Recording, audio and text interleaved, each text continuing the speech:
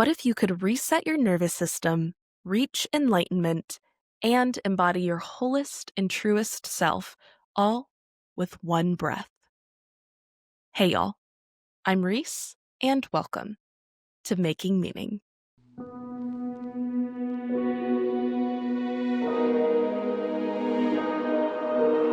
Making Meaning is a podcast by the Cohere Collective here to help guide you along your path to make meaning in a way that makes sense for you. And this week, I am joined by the founder of Alchemy of Breath and the author of Outer Chaos, Inner Calm, Anthony Abbagnano. And this episode, y'all, one of my all-time favorites. It was just such a glorious conversation. Glorious is the word that's coming to me. And just such a joy to connect. It's really unique when you connect in such a truly deep way with someone and have such resonance in what you're passionate about. And I just so enjoyed chatting. The book will be linked in the description box down below. So if you're interested about anything that we touch on in this episode, or breathwork, meditative techniques, anything in that realm, I highly recommend you check it out. It is a masterwork of the beauty of the breath. All of us have this superpower that we were born with, and it's the thing that's easiest to forget that we do all the time, but it is always there, always available to you. Quick content warning, brief mentions of abuse and trauma exist throughout the episode. It's never gone into in detail, but those terms are mentioned, so if that will be upsetting to you, please listen or watch with care. Don't forget to like, subscribe, give us a 5-star rating and a review, leave a comment down below. Do all of the engagement things wherever you are listening or watching. That is the very best way to support us, to allow us to keep making these episodes for you. It is the joy of my life to be able to create this and to connect with you through it. So please help a girl out. And if you're interested in learning more about the Cohere Collective, you can do so at links in the description down below and learn more about working with me down there too. Okay? I believe that is all I have for you. So as always, let's take a deep breath.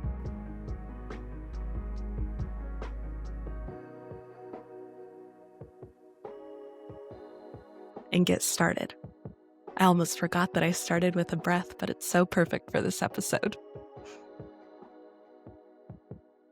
Anthony, thank you so much for being here with me today and for sharing this beautiful work, Outer Chaos, Inner Calm. It was such a privilege to be able to read it and a privilege to be with you here today. Thank you for sharing your time and energy with me. Thank you. It's not just a privilege, but it's an honor too. And thank you for meeting with me. It's a joy. Absolutely. Well, my first question to hopefully just set the tone for the rest of our conversation is, what is one thing you're grateful for right now? My wife. She puts up with my craziness. I mean, I like to call it genius, but sometimes I see her face falter and then she defaults into, I love you unconditionally. So I think I'm grateful for my wife. And then I think next is I'm grateful for all my students because they're my teachers. So Absolutely. That's so beautiful. Unconditional love, it is the easiest thing and the hardest thing in the world to achieve at the same time, but how beautiful. And the line between poet and madman certainly does get thin sometimes. Yeah. I understand. Yeah. My second question, to hopefully just break this conversation wide open, and of course you talk about this throughout the book, but what is your story? I know that that's a big question, but whatever you feel called to share and to really speak to in this moment, I would love to hear it. Yeah, thank you. I was born in England, although I'm half Italian, and so I sound English, but if I speak Italian, I start doing this, so I get more Italian. But I was born in England and educated in England. And at the time, in the early 50s, being half Italian wasn't politically correct. so soon after the war. So my childhood was one of really being an outsider and marginalized. And my parents wanted the very best for me, so they struggled to put me through the very best schools of prime ministers and kings. And so I did study with some very affluent and elitist people as a student, but I was incredibly lonely and I didn't fit in. I was an outcast. And it took a little while to be grateful for that, because that's a rite of passage, understanding that what really is happening to you maybe is happening for you instead. And that took a couple or 3 decades for the penny to drop. But I am super grateful, because I feel that, having been an outsider, I really understand what it feels like for people who don't sense a belonging, people who have a yearning to belong. And I also appreciate the qualities of leadership that outsiders have, because if you grow up being used to not belonging, then there's really only one thing left to do, which is to carve your own path. And I think that that's such a profound act of autonomy and agency and leadership that's really become my life work, is now to help other people discover that for themselves. So it's not really a bio, but it's a little insight into perhaps the hope we can have about even the circumstances that seem the most oppressive can be transformed into something beautiful. Absolutely. Yeah. No, I really love and appreciate that. You mentioned that it took time to feel this gratitude for these experiences. And in the book, you talk a lot about gratitude and the ways that changing our perspective does change our 3D life, right? What was it that allowed you to build into gratitude for these hard experiences? And even though it takes time to get there and it's a routine practice, right? We have to continually go back to it. But yeah, talk to me about how you were able to come to gratitude for these things. Gosh, what a profound question. Um,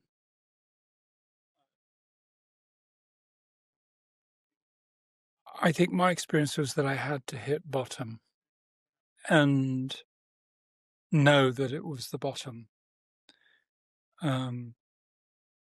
So I was a single parent at the age of 18. I was the first person I lived in North America at the time, and I was the first male to ever be awarded custody of a child. And so my son, who was only 18 years, still is only 18 years younger than me, his existence made me want to provide. I became a provider at a very young age, and I had a spiritual interest before then, when I first met the breath as a powerful spiritual force, and I kind of had to lay it aside in order to just to nail the material aspects of life. I had to provide for him, and so I became successful with good fortune, but also a lot of determination and will, and I in a sense forsook my spiritual mission, the one that I discovered later on in life, in order to provide. And in that success was a lot of material wealth and a lot of accolade, a lot of respect as an innovator and as a leader. And still I had one foot in the spiritual world and one foot in the material world, and a longing to unite these two things that really seemed so opposite. How can some of the messages that one receives at 4 a.m. when you wake up, or those inspirational moments that you understand the depth and the power and the magnificence of life, and then, oh my God, I got to put dinner on the table tonight. How am I going to do that? How do you Yeah. reconcile these two things? And for me, it felt like doing the splits. It was like one foot in each camp, and they just got wider and wider apart. How do these two belong in the same space? And so I in my inquiry and in the exhaustion of material accomplishment, because I had all the things that wealth could provide, but I was still feeling like I was doing the splits. These two truths for me were becoming more and more separate. They weren't uniting. And so I actually stopped my life in my 40s, and I had a series of midlife crises. I wish I could say I had one, but there were probably 5 or 6 that honestly involved deep self-hatred and deep self-judgment, because I had forsaken my spiritual opportunity in order to excel in this providing for my son. So I had him in private schools. I was able to provide all those things, but the essence of me was not being nourished. And I think those years, and those in the 40s, those years of understanding that everything that I had constructed, not only did it fulfill me, not only was I not fulfilling my life purpose, but I was actually living within the constraints that I had created in order to protect my heart. And so I really began to understand the depth of the issue that we have in our human condition, that you mentioned unconditional love earlier, and the understanding that, yes, sometimes it is easy if you have a baby or a puppy like the one I'm holding in my arms right now.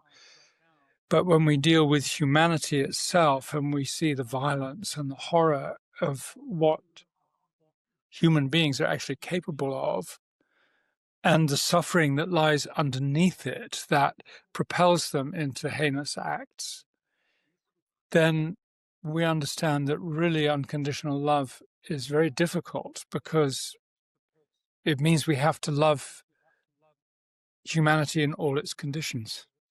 And some of them are pretty gritty, pretty shitty. And that's a big journey. And it starts with self, right? It starts with us. So that means looking at our own dark side and the times we've hurt other people, and learning to forgive ourselves and to pick ourselves up. And there was that great quote that has lasted 2025 years, which was, or actually 2025 minus 33 years, which was, forgive them, for they know not what they do. And I think if we can achieve that with our own lives and our own being, then that really gives us a new platform to see life from, and a new perspective with which to engage with the world. Absolutely. I think that the idea of forgiveness and unconditional love, I completely agree with what you're saying, where it really starts within the self. And a concept that was gifted to me by a past guest of the podcast, she left this beautiful quote that was, "Dehumanization anywhere is a threat to humanity everywhere." And I've been thinking about how often we dehumanize ourselves. We are the first ones to strip ourselves of our own humanity. And then that makes it easier and easier for us to dehumanize others, because we've taken that humanity away from ourselves. And I think that, yeah, I think that's so profound, what that quote and what you just articulated. It begins here. It begins here at home. And that's the whole principle of the book, of course, is that no matter what the chaos might represent outside, our opportunity is to find the calm space in the middle, but also then that creates the resilience and the robustness to have agency and the power to co-create with life, rather than just be at the end of the tail of the dog and be whipped around. right. And then, so how does that sense of calm that we create inside influence the world outside us, and it begins with our family and our friends, and sometimes it goes further than that. And I think that's really what the opportunity is for us, is that we all have leadership abilities inside us. And I when I'm teaching in groups, sometimes up to several hundred or several thousand, and I ask that question, who thinks they're a lead or not a leader, or who thinks they're a leader? And it's remarkable the percentage of people that don't put up their hand. And yet, I think it's a truth that we're all leading all the time. We even call them influencers in today's world. We're being watched every minute of the day by somebody, and we cast a spell wherever we walk. We don't endow ourselves with the awareness of how much power we have as we walk through the world. So a random act of kindness or a grumpy exchange reverberates, and doesn't just reverberate, it also replicates. So we can look at every moment in our lives as an opportunity to be either a part of the problem or be a part of the solution. And that's a big responsibility. No matter what might have gone wrong in our lives, that opportunity never, ever changes. And it's continually there for us.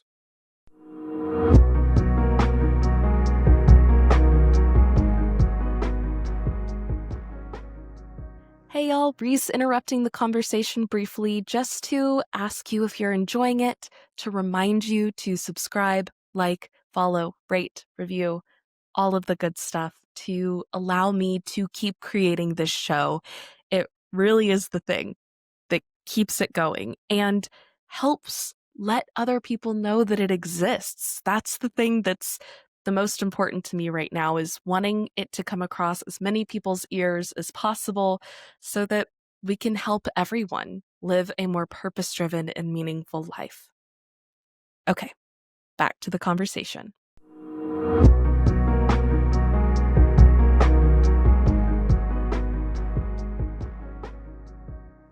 Absolutely. And I think that this almost impossible obligation is also the greatest calling that we all have. And you talk in the book a little bit about purpose. And I think that this speaks to what you were speaking a little bit about earlier, in this balance that this impossible obligation calls us to strike. And is it a balancing? Is it a combining? Is it a non-duality, right? We can talk about this in so many different words, but in the book you talk about the liminal space between no longer and not yet. Yeah. And a little bit ago you were talking about this liminal space between the necessity of physical reality of life, of having a child you need to provide for. And even if it's just one being we need to provide for, there's bills and food and shelter and like real life responsibilities. And you mentioned that you forsook this spiritual path. And I think so many of us do feel this tension being pulled between the two. How, in looking back on this, why is there this tension? And is there a way that we can, you talk about bridging the gap between several things in the book, and we'll get into some of that inner child stuff here in a moment, because I think it's so juicy and beautiful. But how do we bridge the gap between this work of being spiritual beings, having a human experience? And is that gap just an illusion and we can hold both at the same time? Or what's this work here?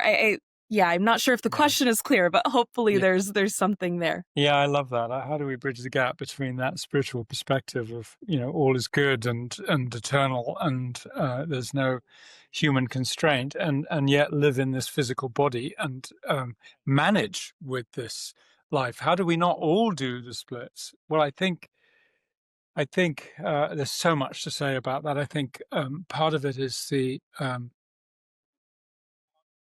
definition of the difference between relief and resolution. I think as humans, in our human experience, we're taught to settle for relief. And that's from our own personal experience as little children. When we get impacted or wounded, we have developed, for me, relatively ancient coping systems that I might, because they worked once when I was 5 years old, they then become, and they become a part of my subconscious database. They're going to get repeated automatically. And so each time that trauma that hurt me in the first place is touched upon or awakened, then I'm going to default to the same reaction that I used to have that might bring relief, but it's not actually resolving the issue. And so the distinction between relief and resolution, I think, is very important and something to study and inquire into. And I think it also represents that moment you mentioned of the no longer but not yet, that if we are willing as human beings to enter a state of not knowing, to become the detective of the experience of not knowing what to do, something very special can happen. And yet the script that we're brought up with is that admitting that I'm confused about something is not just vulnerable, but it's showing a weakness. And actually, Right. where there's the most confusion, there's the most possibility. So it's like we're looking, in many ways, we look at life through the wrong end of the telescope, and we really think we've got a very clear detail of what needs to happen. But unless we're willing to really wipe the slate clean and look at how we've become who we are, we're not going to have a chance of rewriting the rest of our life the way we would like it to be.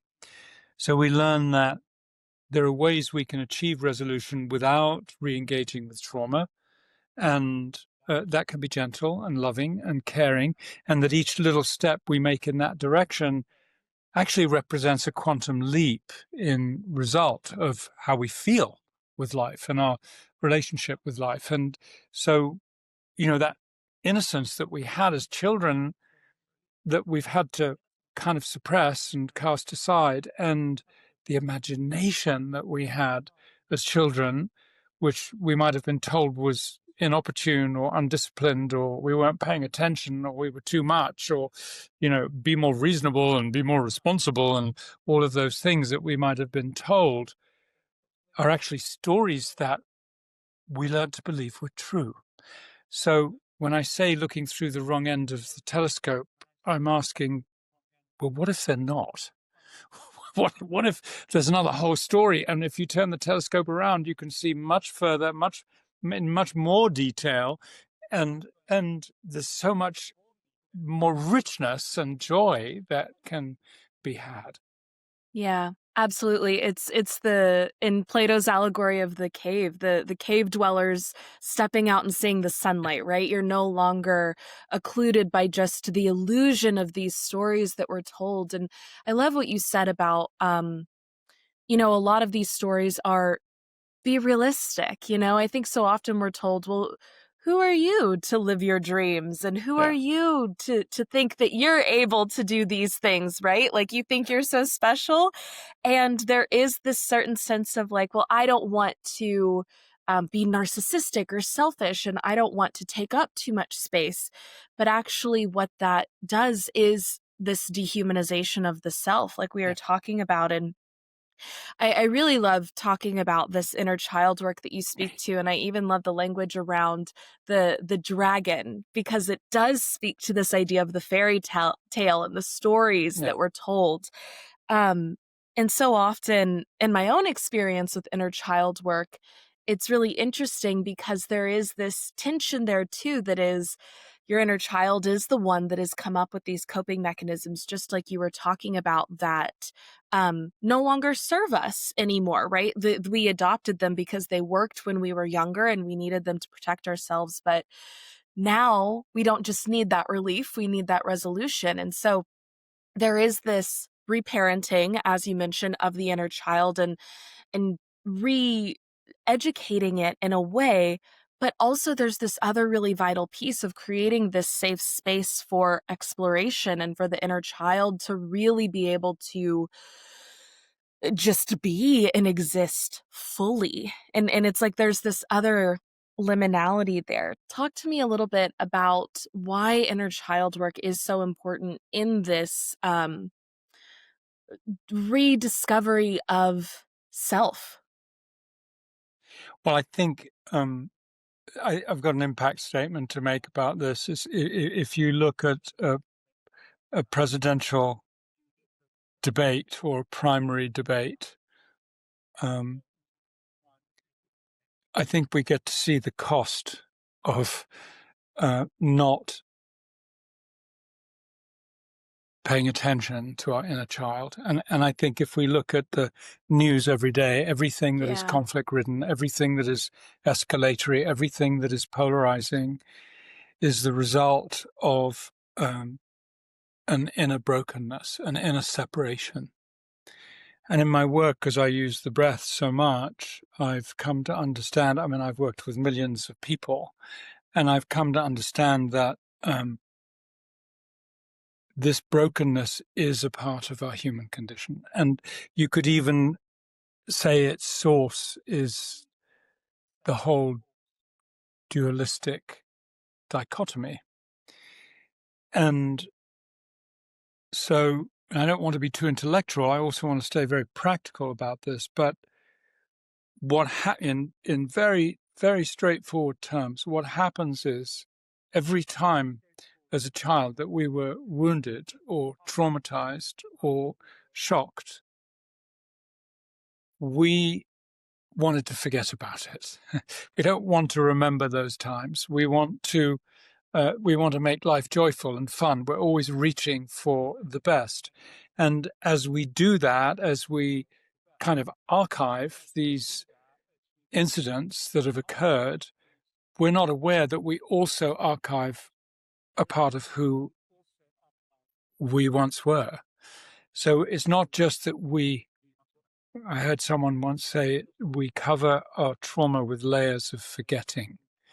And we get very good at this. We're taught by society to forget. We're taught to dissociate. We're taught to take a solution from outside in the form of whatever stimulation or habit or addiction or pill or coping system it might be. It's reinforced to us in every possible way. In the commodified world as well, with commercials and everything. It's like, find ease this way.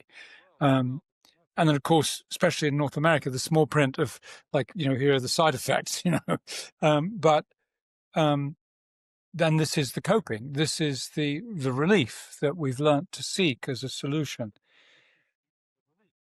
And somehow we dramatize this to the point that I can't reconcile with parts of who I am because I have to remember the trauma itself. And I can't afford that. I cannot afford to go back to the time that I was sexually abused, or that I saw my mother or my father hurt or wounded, or I was in an accident, or I can't face that. But what we don't realize is the cost. And that's when we almost literally throw out the baby with the bathwater.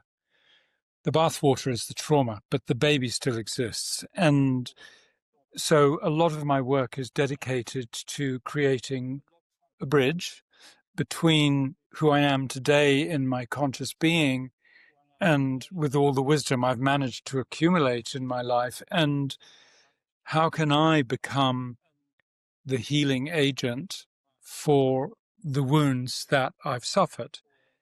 Dan Siegel said something very valuable, I think, which was that we cannot put ourselves back together until we understand that we're separate from ourselves. And so each of these incidents, these traumatic incidents that we suffer, creates more and more fragments of who we are. And, I do this in a lot of my classes. We examine all the different personalities we've had to invent in order to cope with life. So, I'm the teacher, and maybe I'm the guru, and I'm the one who's ashamed. I'm the odd one out. I'm the winner. I'm the loser. I'm the victim. I'm the hero. All the different characters we invent to be able to navigate through a very, very tough human journey. And when you think about all those inventions, those constructs, and you also think about all the fragments that I've had to leave behind, begin to ask, well, who's meeting who?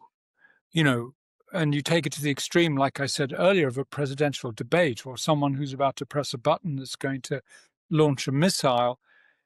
Bless them, because they know not what they do.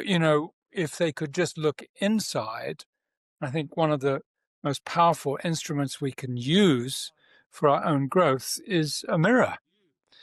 That if we can learn to look in that metaphorical or that literal mirror and learn to look at ourselves and understand there's a journey involved into loving who we are, then we're on the right track.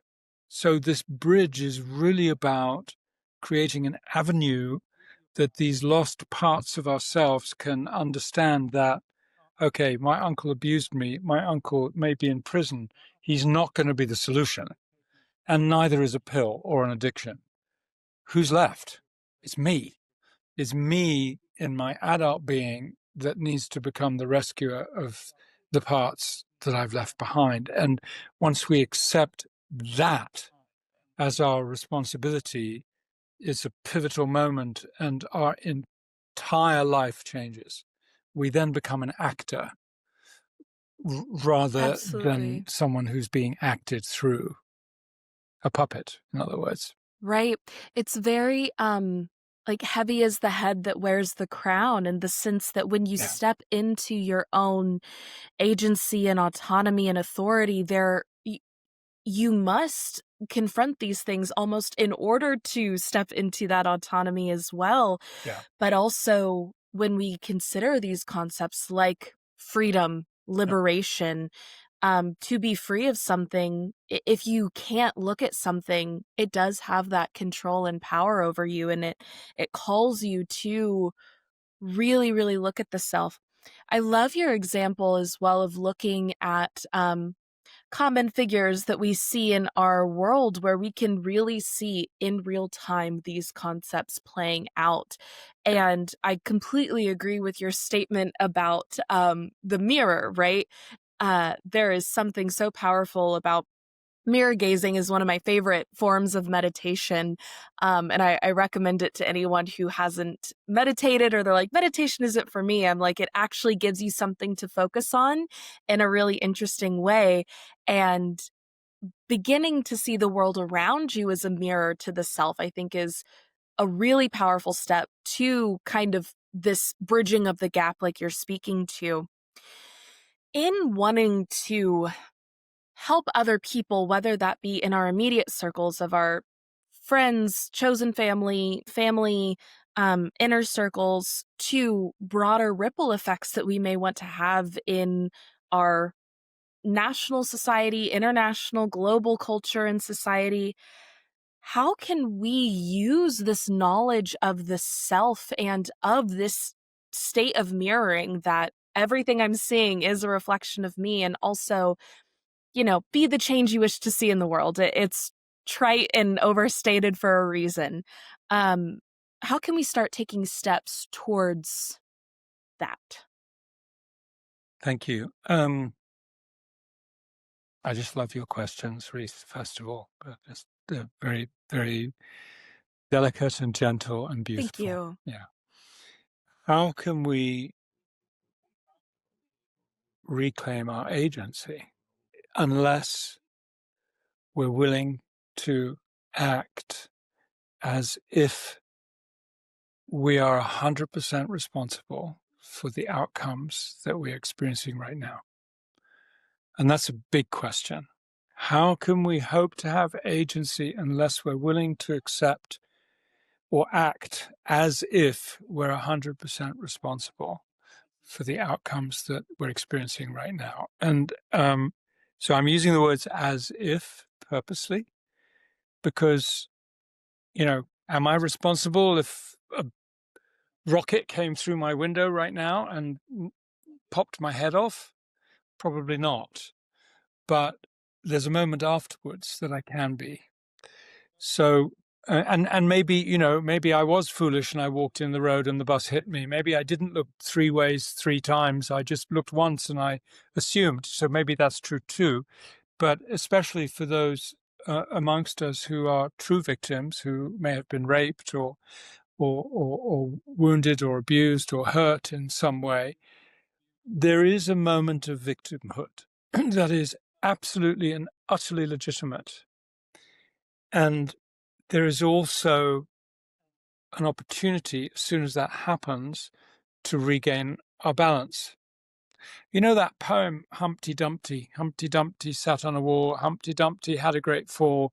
All the king's horses and all the king's men couldn't put Humpty together again. And that's the culture we live in, that we expect, if we're wealthy enough, we can have the king's horses and all the king's men come and work on us.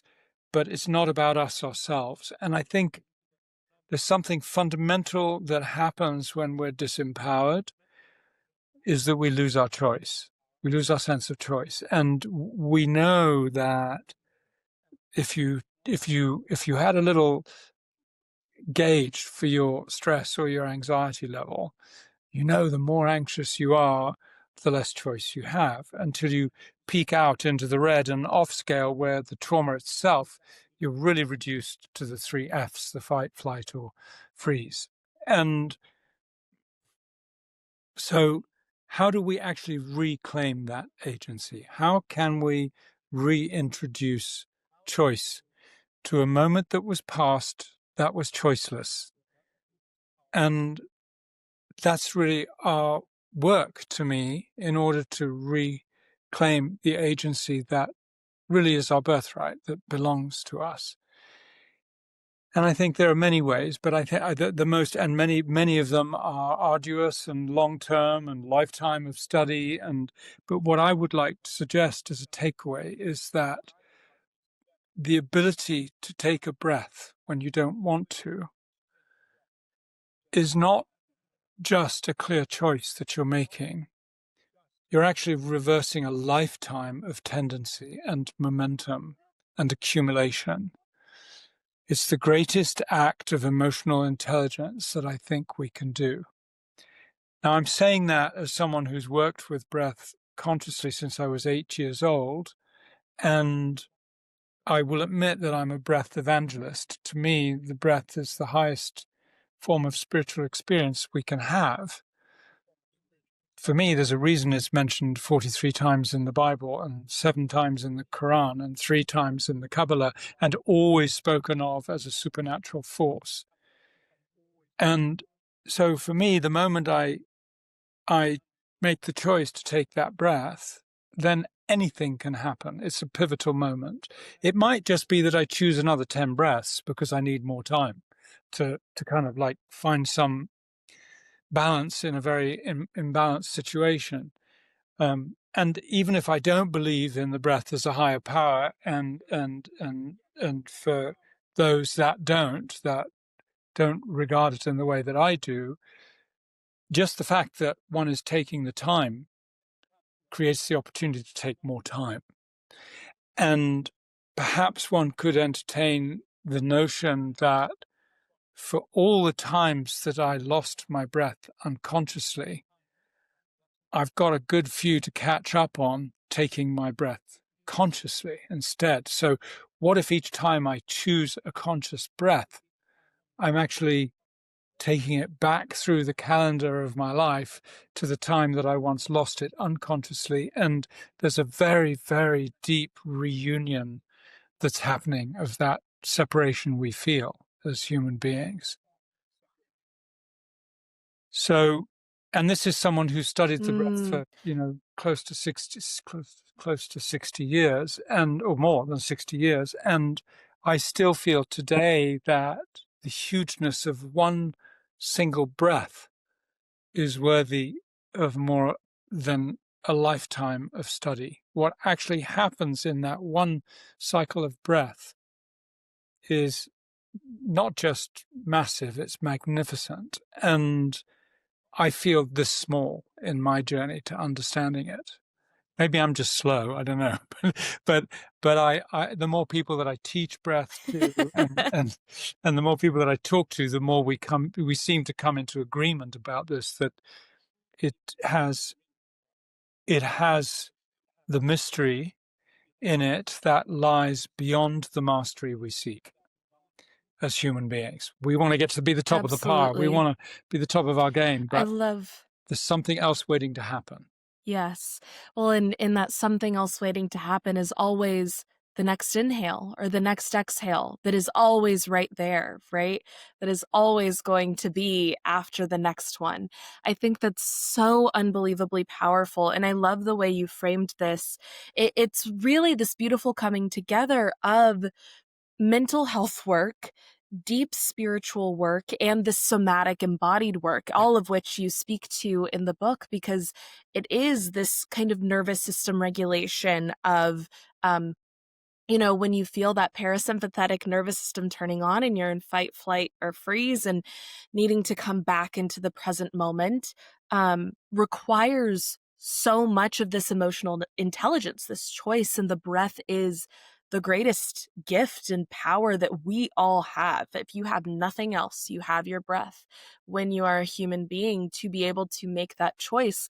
And one thing I've been really contemplating is because I was going to ask you this question, but I think there's something even deeper here that I'd love to know your thoughts on. Because I wanted to ask, how do we step into consciousness in these moments where we need to take this breath, right? When we feel that, trigger, for lack of a better term, happen, or these things arise and we need to take that breath and come back into presence. How do we recall that presence? But there is something about, well, as you breathe, you are already recalling the Yeah. presence. And there's something as though you must remember, as you were saying, we have these layers of forgetting. You must remember in order to take the breath. And Descartes' great gift to us, I think, therefore I am. Um, in the original French, I like a better translation that is, I think, therefore I am existing, or Mm-hmm. I am Mm-hmm. thinking, therefore I am Mm-hmm. existing. And there's something about this kind of instantaneous moment of realization, of remembering, that is, oh, now I am conscious, now I am here. And it kind of is this instantaneous thing that feels similar to the experience of calling the breath back to mind. How do you conceptualize of this moment that is this, like, I was out of conscious awareness, or I was thrust into the past or into the future or into an anxiety state or anything else? What is it that calls us back, that remembers who we are, and how can we practice that return? Yeah, thank you. Again, a wonderful question. I think, to me, the answer is both simple and complex. I think the breath is one of the most complex instruments that we have. And if you imagine that you buy a tool or a software program or anything that requires instructions in order to be able to use it, and you don't read those instructions, and all of a sudden you need to use it, it's as if it's not a tool at all. It has no value because you've got to sit down and read the instructions. You might have, be under pressure and only have 5 minutes, but you can't read the instruction manual in 5 minutes. So you're left there kind of like prodding at things and hoping. And I think the same thing is with breath. The best time to actually make it useful is when you don't need it. And so the importance of creating intimacy with your breath is paramount. And the best time to do it is when you're not under pressure. Now, at the end of this journey, or when as you advance your way along this journey of intimacy with your breath. What does that mean? I mean, who's this kook who's calling it intimacy with your breath? But actually, it's become so significant to me that the intimacy I have with my breath is more important than the intimacy I have with any human being, because it means that I'm in touch with myself, and it means that I'm in touch with the vastness of life and beyond. And from that, and it means I'm present.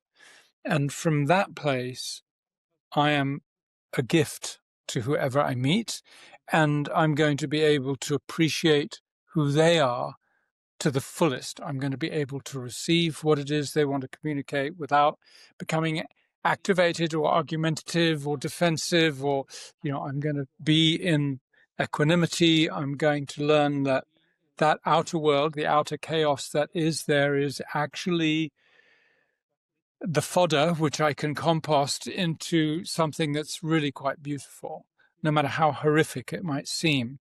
So the power of the message that I'm trying to convey is the time to practice it is now, not when you actually need to rely on it. And if you do that, and there are so many hundreds of ways of doing it, but if you say yes, if you get a yes around that, especially a whole body yes, then you're on your way. You've done half the work. And I'm not saying the other half is as easy, but that first half is a huge leap. And because you're creating agency, you're creating choice. And remember, that's the key to transforming ourselves from the victim of circumstance into the playful co-creator of life and beauty and joy. So what does that mean? Here are some simple things you can do. Notice how you're breathing right now. Good question. You can ask it to yourself as many times as you like, How are you breathing right now? And then notice what's happening in your outer world as you're breathing this way. Are you stressed? Are you calm and meditative? Are you watching a beautiful, emotional, romantic movie? Are you watching a horror story? Are you making love? Are you excited about eating your dinner? Are you in a queue at the bank and you're late? Are you frustrated by what's going on and you're clicking around on the internet and it's not happening the way you want it to? Have you just had some good news? Have you had some bad news? Have you, all of these things that we experience as human beings, we have a breath response to. And the more aware you can become as to what those responses are, the more you can recreate those conditions by using that breath again. So let me say that again. You can reverse engineer your nervous system by examining the symptoms that occur as a result of your nervous system being in any condition. So here's a simple example. I'm agitated. I'm jerky. I'm panicky. I'm not in the flow. I'm in the flow. I'm like, oh, God, this is a breeze. Life is a breeze. So if I breathe like life is a breeze when I'm agitated, life's going to become more of a breeze. If I'm sleepy and droopy and I've got to go on stage and play music or speak in public, or I've got an important meeting, or I'm going to meet a new girlfriend that I've never spoken to before and I'm shy, if I take some long, deep, calming breaths, I'm going to create a state of presence. And that's going to work. No matter what unfolds, that's going to work. So there's your brake and your accelerator. But know that there's also a dashboard with loads of dials and that you can twiddle and gauges that you can read. And the more that you do that, the more intimate you become with your breath. And that's really that first 50%. If you can make that choice, then you're on your way. And you could create breath patterns that work for you. Now, I teach people breath patterns. Anybody who's involved with breath can teach people breath patterns. Some people even name the breath pattern after their own name, as if we can actually brand the breath. But I like to be reminded that the breath doesn't belong to any of us. The best we'll ever get is a loan, and we will always give it back. So there's a level of humility that we can bring to this experience. We're not owners of this thing. We don't own the breath. And that's why I call my company Alchemy of Breath. It's not my name or anything. It's about the study of the alchemy that exists in the breath. And that's really what the book is about. If we can learn to use the breath in those kinds of ways, we can open up to all kinds of discoveries that make a far more exciting than a movie or the drama in the outer chaos that we see. Mm.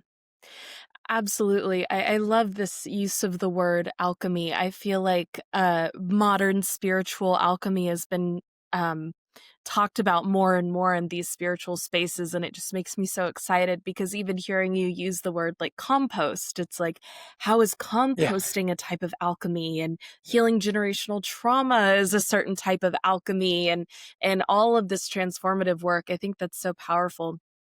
One thing that I want to ask about, continuing on this theme of the breath, you mentioned that you consider it this higher power, this connection to source, and not everyone may feel that way. And I think that in conversations like this, I'm always struck by the way that this truth feels deeply spiritual to me. But also, there is so much wisdom here for those that may consider themselves atheists, who may not want to think of this in a spiritual sense, or even those that have belief systems that are a little bit more strict or dogmatic, that you can still layer this into that experience as well. This fits beautifully in any sort of faith system too. How do you describe this connection to your higher power and I suppose bridge the gap between this spectrum of faith? Because I think everyone has faith, even atheists. It's a faith in something that you cannot see. You have faith that there is nothing, right? So in this spectrum of faith, where you consider breath to be a higher power, how do you describe this in these different contexts? Well, first of all, I love how you describe faith. Even for the atheist, there's faith. I think that's so true. And to me, it feels like almost like it's the answer to the question. If we're willing that we have faith, even if it's only that there will be another day tomorrow, then we know we have faith. And then it becomes a question of, well, how do I get acquainted with that faith, and how can I enjoy it? How can I utilize it? How can I apply it? Where does it work that I might not be aware that it's possible? That's a pretty deep inquiry, I think. And my own life has been one of some serious disasters. I've been through a lot of self-hatred. I don't know if all of us have been able to reconcile with the inner critic that we have, but I've had an inner critic that was absolutely ruthless and with sometimes very good reason. I've really made some mistakes in my life. I've hurt people because I was hurt and I didn't resolve my own hurt. And that's what I see that terrifies me in the world today, is this keeps on getting played out. I don't believe we're meant to live that way. I don't believe that we're meant to be a part of this shit show that is going on out there.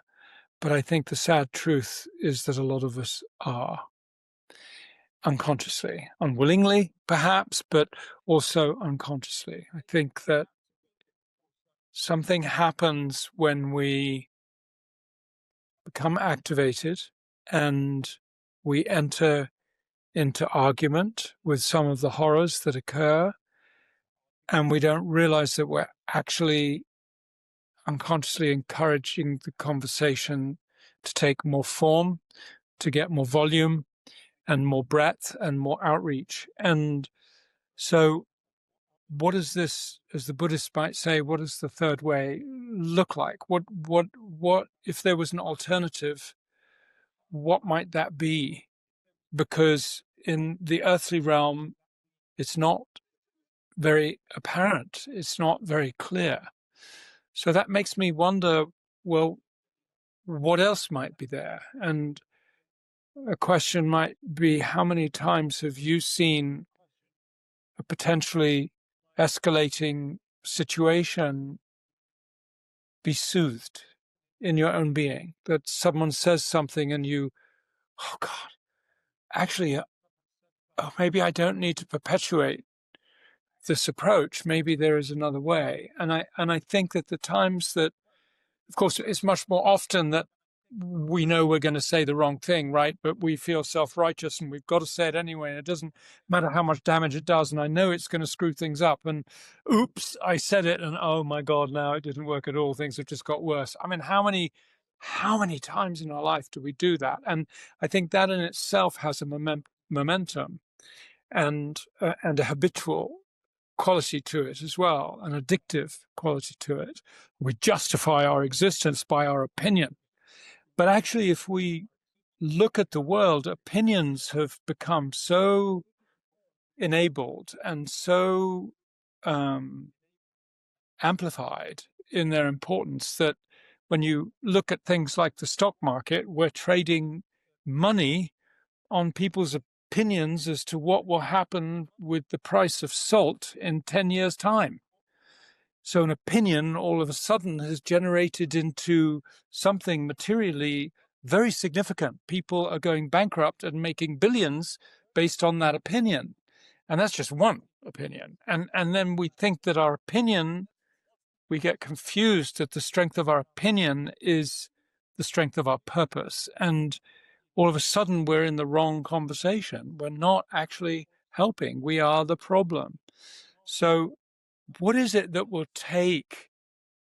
What is it that's going to be the cold water in our face that is, as humanity, is going to make us, shock us into understanding that there's something else available to us? And if I don't believe in a higher power, if I cast aside a higher power, how can I expect it to help me? So isn't it worth the risk to explore what a higher power might be?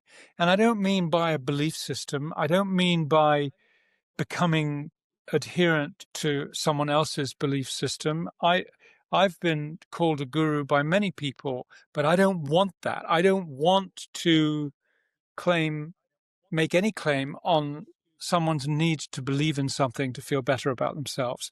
I don't believe that's appropriate.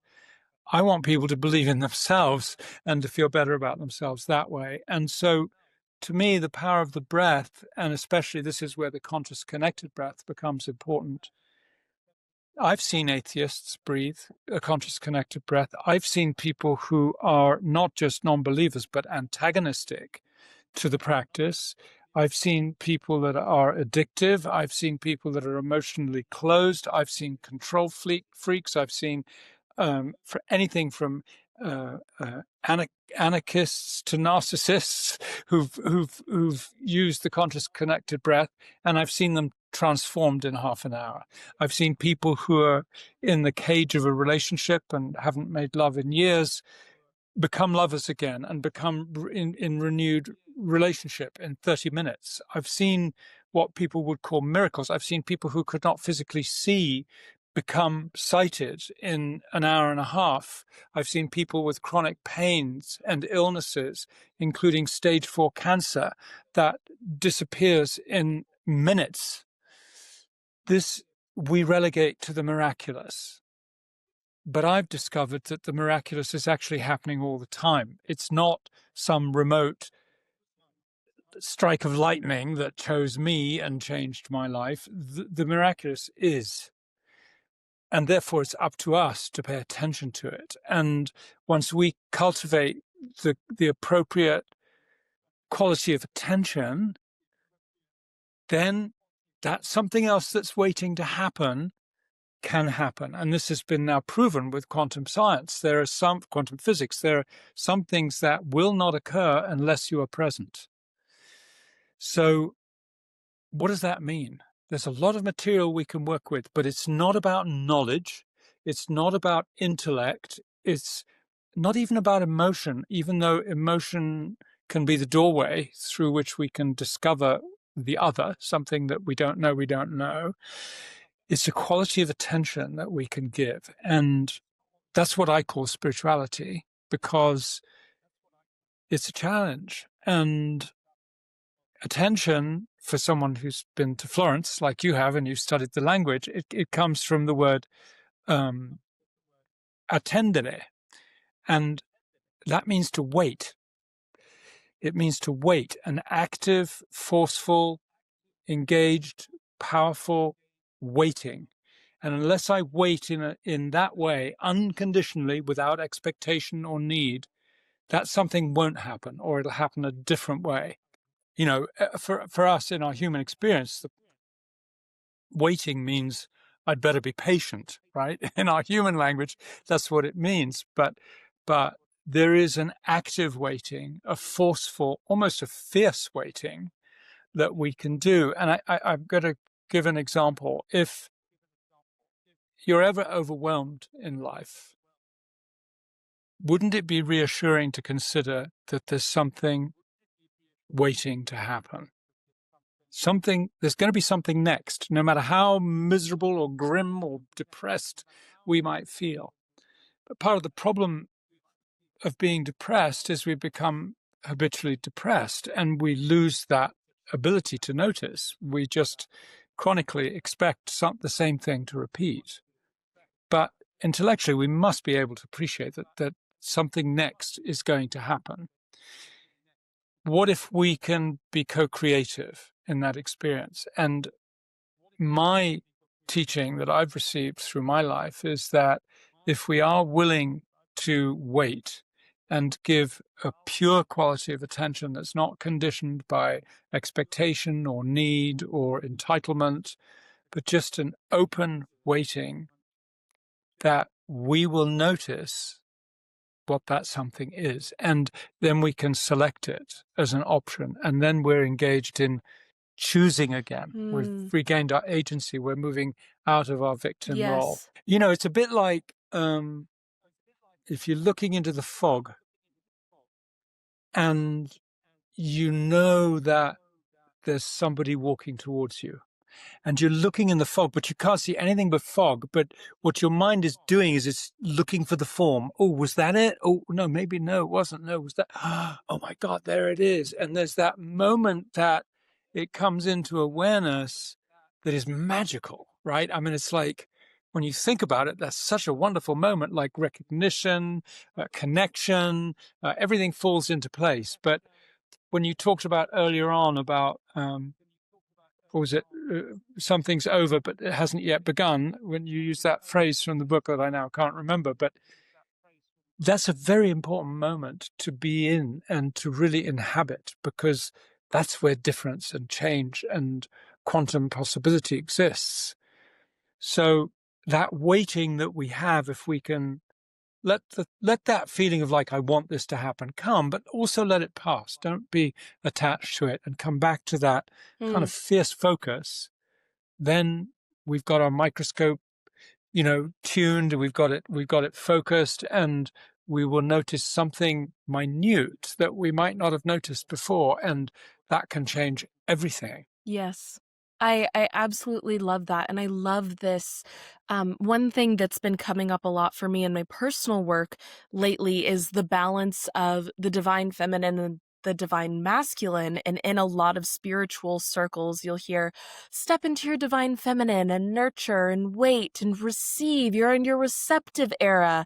And then step into your divine masculine. You need to push and take action and move forward. And I think, yes, there's time and space for both of these things, but the learning that's really been coming up for me is we have both of these things within us, and there actually isn't a tension between moving forward and receiving. We actually must be doing both. And I think that that is encapsulated in what you're talking about here. There is this very active attention and choosing that happens amidst the waiting, right? That when we wait for something to appear, we then have the choice to integrate it.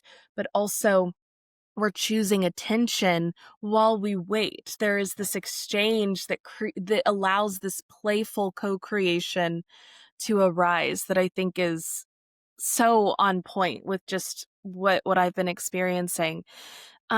One final thing that I wanted to ask you about before we go into our closing is you mentioned this feeling of being at home and how we are cultivating this sense of home within ourselves. And as someone who has moved around quite a bit and is really stepping into this knowledge that I am always at home because I am at home within myself.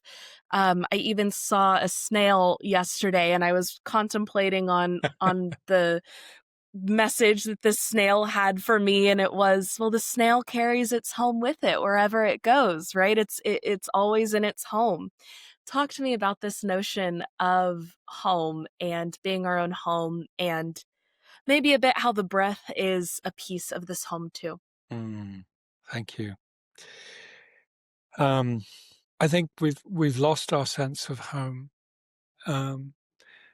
We've learnt to believe that our home is somewhere we have to get to, and we need to step away from what is here right now in order to return. And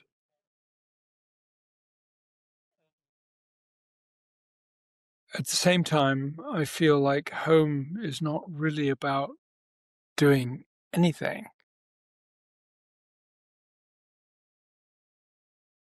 To discover myself, I've traveled a lot. You're a traveler too. But there's this great cliche now that no matter where you go, you'll find yourself, right? But actually, I think a lot of us have traveled in order to find ourselves. So it's rich with paradox, this whole situation. And I'm calling home myself, calling home the deepest, truest being that I am. And so to me, the breath is all about remembering. It's also about remembering. It's about renewing my membership with myself. And so as I breathe consciously, and especially when I use something as powerful as the conscious connected breath, I'm really opening the veils down this divine corridor. Sometimes doesn't feel divine. Sometimes it feels very challenging, but I am opening the veils with something as gentle as the breath. I mean, all it is, and yet it can change the whole world. And so for me, the breath is that tool, which can also be found in other ways with meditation, for example.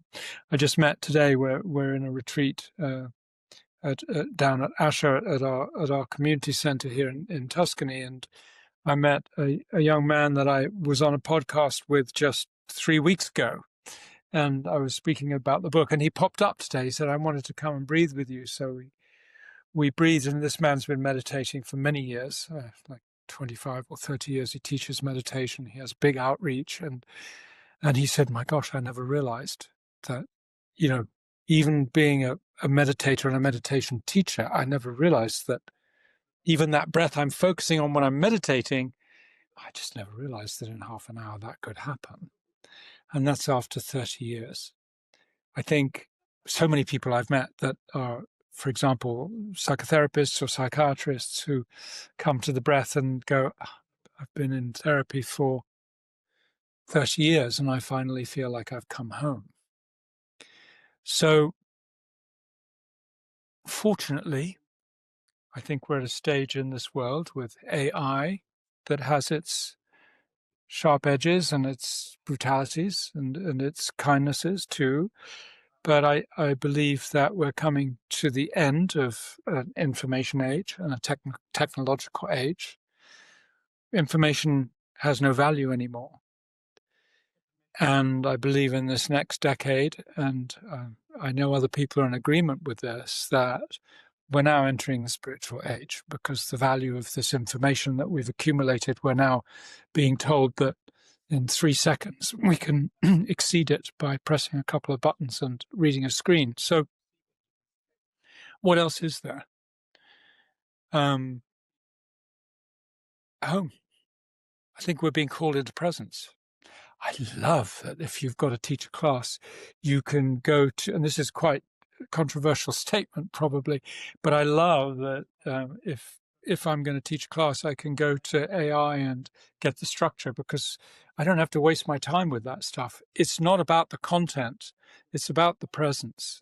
And if I'm speaking from my home, then I'm inviting you to your home. And if you're speaking from your home, you're inviting me to your home. So imagine what can happen to humanity when we put down these instruments that we thought would give us advantage over other people, and that advantage and winning meant that someone else had to lose. Imagine if we could trade in that whole culture for a culture where the more present we become, the closer we become. And instead of living the paradox of, I'm going to scroll so I can reach people I haven't spoken to, and oh my God, why am I so lonely?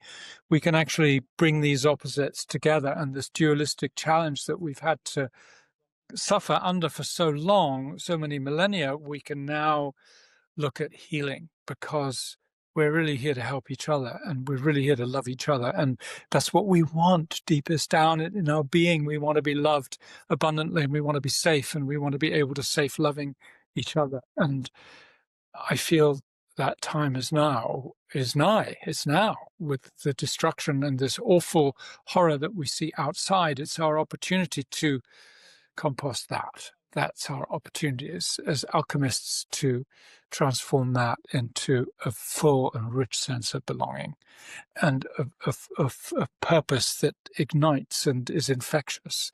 Instead of the nasty things being viral, what about the beauty and the joy being viral instead? Hey. Yes, absolutely. I absolutely love that. And there's so much here. I mean, my work centering around purpose, hearing you talk about this ember glowing at your core and wanting to fan it into a flame, I often talk about it as the spark that we want to fan into the flame. And this idea of home, and I love how you speak about it. And you know, we've all hosted people in our homes, right? And what does it look like when we are using this idea of home and hosting people there? As you're speaking about these courses and classes, there's so much more to get into, but I want to ensure that I'm respectful of your time and generosity here. To take us into closing, firstly, if anyone is interested in working with Anthony, in reading Outer Chaos, Inner Peace, all of those links will be down below to access all of this beautiful work. But is there anything that, in light of our conversation, Anthony, that you would like to speak to, clarify, return to, anything we missed? I know that we missed a ton, but yes, this is space and time, that if there's anything you would like to add, this is time for you. I'm excited for the day that podcasts last a weekend. Then we can just sit and talk for hours and hours. First of all, inner chaos, outer chaos, inner calm, not peace. I just want to correct that for the record. But so outer chaos. Yes, apologies. But please consider how valuable your breath is.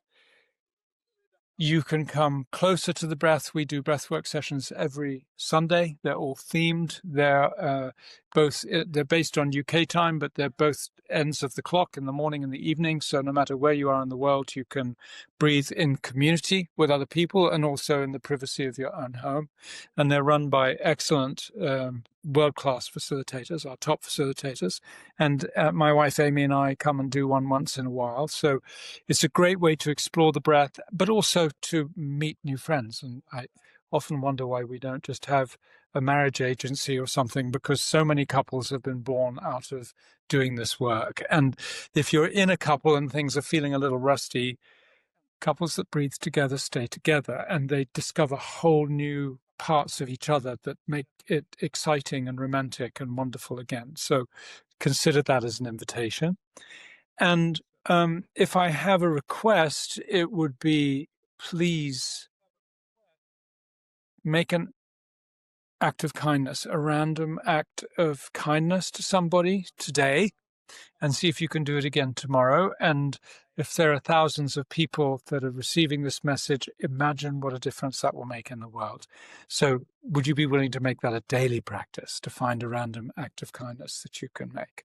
Absolutely. I love that. What a beautiful message to leave our listeners with. Final question, just to hopefully put some sort of button on this beautifully expansive conversation. Anthony, what is one word to describe how you're feeling right now? Inspired. I think that is the perfect place to end. Anthony, thank you so much again for your time and energy for this beautiful book. Again, for all the listeners, it will be linked down below. Please go give it a read and check out all of Anthony's other work as well. Anthony, thank you so much. Thank you.